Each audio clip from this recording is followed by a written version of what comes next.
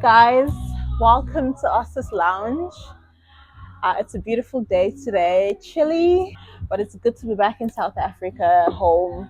I love winter, so I'm glad I could catch some of it. This is the start of a new journey, the beginning again for me. I have the courage to begin again. But I would like to tell you a bit of a story. Since I'm starting from the beginning, might as well go to the beginning, right? Tell you a bit about myself. I was born in Benin City, Nigeria. It's in Edo State. It's in the Delta region. Left at 3 years old to Port Harcourt, where I grew up my younger years. But before that, Benin is a historical Asian kingdom, and our art is something spectacular. We have our carvings sitting in England, London Museum, and so art maybe in my genes. And I left to South Africa at the age of 15, maybe in 2003. Started high school here in Pretoria, girls. Oh, by the way, I'm wearing our jersey today. This is a matric jersey for the year 2005. Ouch, I'm old. 20 years already since high school, since matric. Pretoria girls. Yeah. From there, I went to university. Pretoria again, Tux, UP. So it was a lot of learnings very quickly. The school system was very different. I started off doing so badly in maths because I was in the arts in Nigeria, and it's very different. It was then, at least in 2003, 20 years ago plus. So being art focused, by the way, I wanted to, so I didn't do science except biology because you choose your path early. But basic things like maths is very important, right? So moving to South Africa, I had to do maths. Started off with higher grade maths, failing woefully. I would never forget my maths teacher. Whew, I wanted to buy her flowers when I was in matric, but like to say thank you, but I couldn't afford it. She helped me out. She was patient with me from my 20%. With the same year, they were even thinking of moving me to standard grade maths. Then there was no math literacy, thank God. Standard grade maths, and my dad said, no, I have to learn maths. All of a sudden, I have to catch up grade 10 maths. And before the year was over, I was now hitting 70%, and then the trajectory just changed upwards. Like, my teacher was so impressed. She was so surprised. She's like, how did that happen? But I guess I'm a fast learner. Yay! And then still at Girls High, grade 11. So I started grade 10, right? As I said, struggled with maths, finally got maths. Thank God, kept higher grade. Moved to grade 11. I wanted to be a lawyer then, so I was taking history. But my dad, being an accountant by profession, before he became a full-time a minister, he wanted me to steer towards accounting.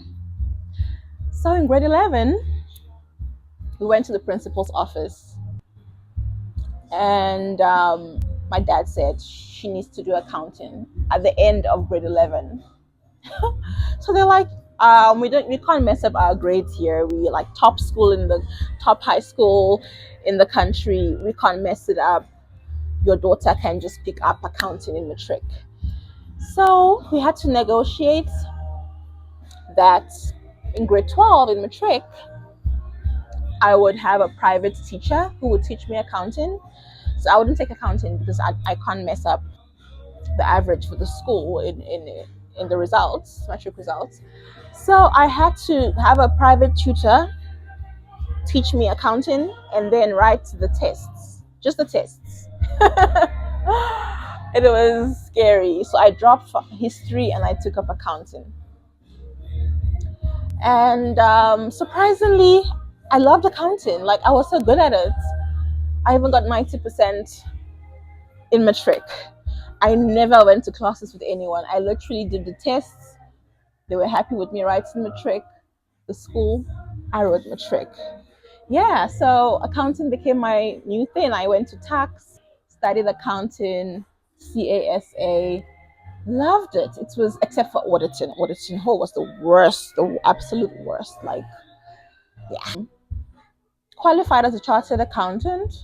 And then having once I qualified, I left. I went into advisory, worked in investment banking at the banks, and then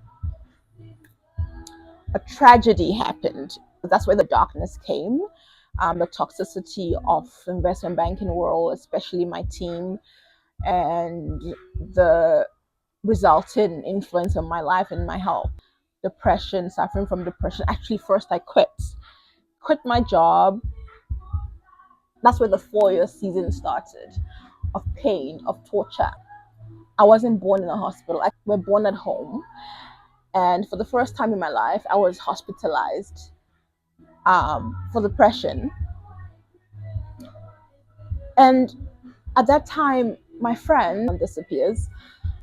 So it was a very lonely time. I could barely speak. I had to go to therapy to speak.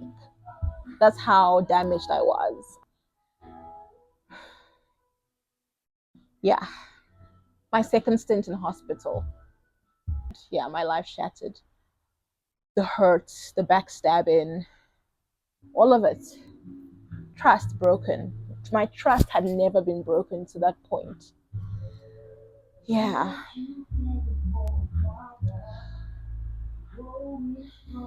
It's good to talk about it without shedding tears and actually smile and appreciate that painful journey, the 4 year season of neglect, per se, of broken trust, of illnesses,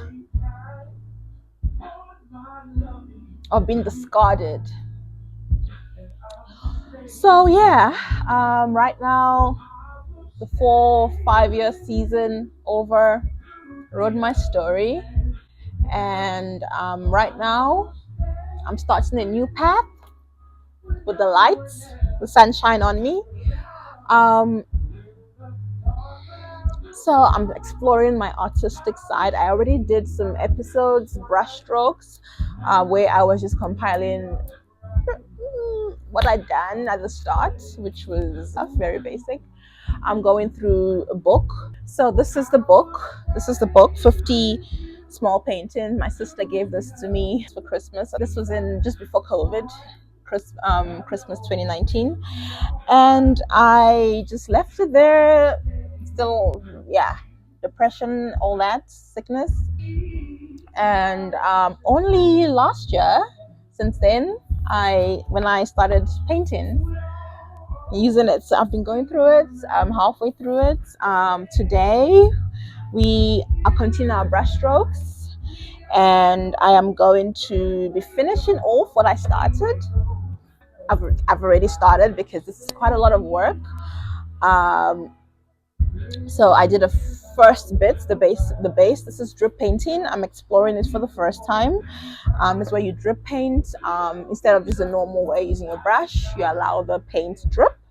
We're gonna start drip painting. So I mixed some yellow with some orange to get my version of yellow ochre. And I've added some water and some medium to kind of soften it so it's more liquid, because drip is about liquid painting and not just using a brush but spraying all around. There we go. A recent technique in painting, the evolution, recent art history.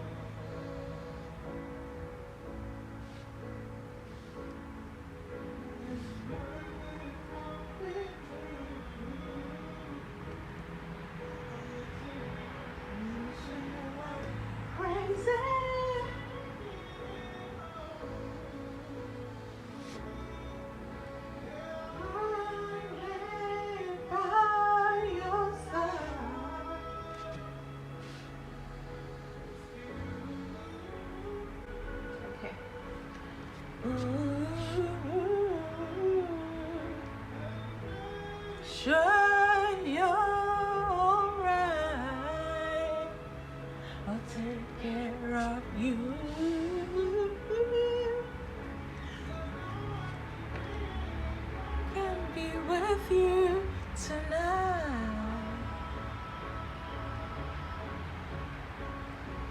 Okay. Lay me down tonight. Lay me by your side. Lay me down tonight.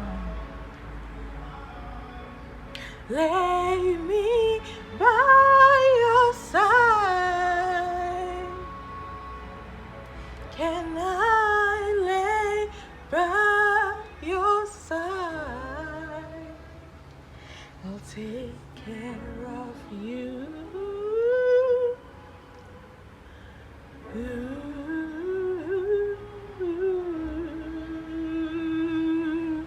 Okay, got distracted.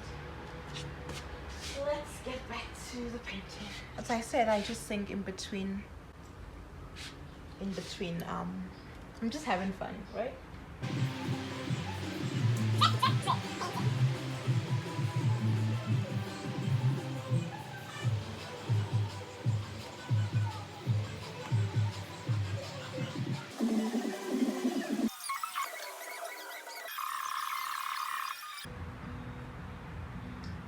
Okay, I think that's good. We're gonna go to another color. And while we also wait for this to dry, I'm gonna indulge in my homemade banana muffin, trying to also explore our culinary skills from home economics in high school 20 years ago. Ouch. Yeah. See you in a bit.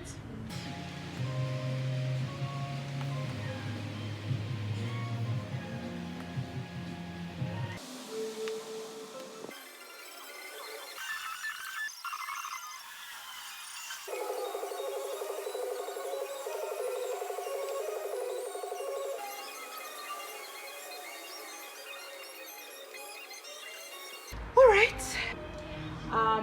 I expected this to take much shorter time, but I just thought we just throwing paint on. But I suppose you need to balance the colors and the shapes and sizes of these dripping paint. Today we are continuing our brush strokes, and I am going to be finishing off what I started. Hi guys. So we're gonna be continuing the drip painting. It's a very messy process. So just before I get too messy again, um, the undertones I did last time, as you remember. So we have some orange, one of my favorite colors. Uh, we have some yellow, this Bastek, yes, right there, the bees. We've got black, obviously, black is beautiful, and some red, and then some earth colors there. Now I'm gonna put in some, or have started putting in some green. Let's go. So I'm gonna mix in some purple. I'm just using my favorite colors, green obviously. I love plants, nature. Ooh, messy. Very messy this. I'm trying to fill the white spaces. Um, and that's gonna take a while. So I'm hoping that I can release thicker drips and a splatter, and then we can fill those white spaces.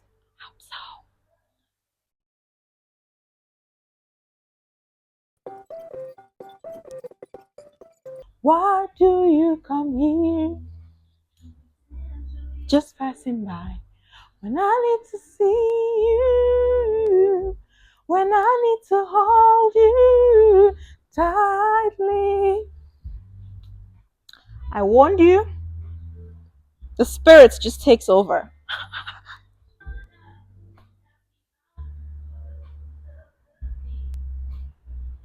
Okay, I'm filling up the spaces a bit, I think. So I'm gonna mix some new creative color, fill up more spaces so that we can kind of see the art element of it. I think this technique you'll probably use it with as a mix with painting. I don't think I love the whole drip painting in totality. It's very tasking, definitely. So I'm sure it's great when you can put it together nicely into a nice art design. But it's a lot of paint, and quite intensive on the painter or the amateur here. There's an army rising up. There's an army rising up to break every chain, break every chain, break every chain.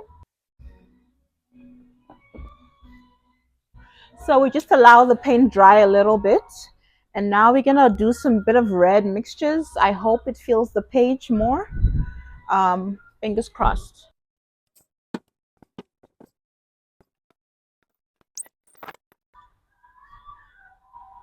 I feel like it's coming together. This might be the last shot. Fingers crossed.